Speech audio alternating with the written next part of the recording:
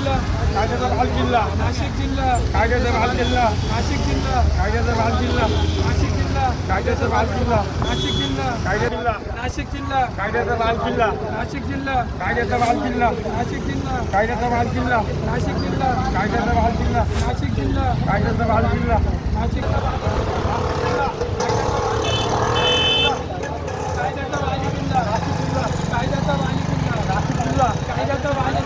नाशिक रोडच्या gel road परिसरात जुन्या वादातून एका फळ विक्रेत्यावर धारदार शस्त्र, लोखंडी रॉड आणि लाकडी दांडक्यांनी जीवघेणा हल्ला करण्याचा प्रयत्न झाल्याची धक्कादायक घटना रविवारी रात्री 9 वाजता घडली आहे। या घटनेनंतर परिसरात काही काळ दहशतीचं वातावरण निर्माण झालं।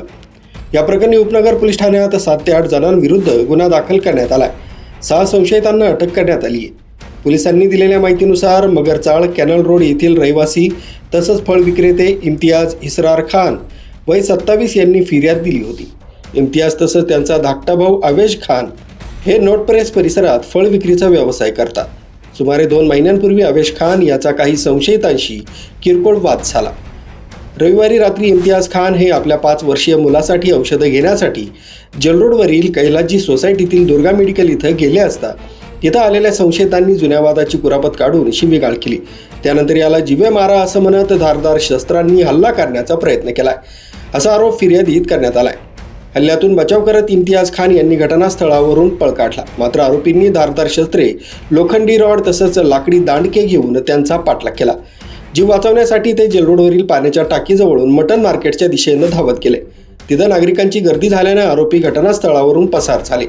उपनगर पोलिसांनी सीसीटीव्ही फुटेजच्या आधारे तपास करत सोहेल सलीम पठाण, अभिजित दीपक साळवे, निलेश बापू क्षीरसागर, आकाश उत्तम केळे, राहुल राजू हुडेकर आणि प्रेम अशोक डोळस यांना ताब्यात घेतलंय। पोलिसांच्या माहितीनुसार संशयितांनी गुन्ह्याची कबुली दिली आहे। मंगळवारी पोलिसांनी आरोपींनी दहशत निर्माण केलेल्या Durga medical, Kailas ji society, Jail Road, पाण्याची टाकी तसंच कॅनल रोड परिसरातून संशयितांची धिंड काढून गुन्हेगारांना कायद्याचा धाक दाखवलाय।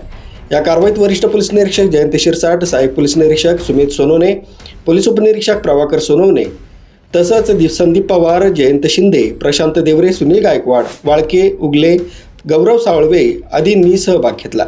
नुकत्याच काही दिवसांपूर्वी उपनगर पोलीस ॲक्शन मोडवर येत पोलीस ठाणे हद्दीत पोलिसांनी टवाळखोरांवर कारवाई केली होती। पोलिसांनी नागरिकांना घाबरून न जाता पोलिसांशी सहकार्य करण्याचं आवाहन केलंय। गेल्या काही दिवसांपासून जेलरोड परिसरात वाढत्या गुन्हेगारीच्या पार्श्वभूमीवर पोलिसांनी केलेल्या कठोर कारवाईमुळे स्थानिक नागरिकांनी समाधान व्यक्त केलंय। तसंच परिसरातील घरांवर दगडफेक करणाऱ्या टवाळखोरांना पकडून कारवाई करावी अशी मागणीही होत आहे। मुख्य संचालक रवींद्र जाधव, लोकराज्य न्यूज, नाशिक रोड।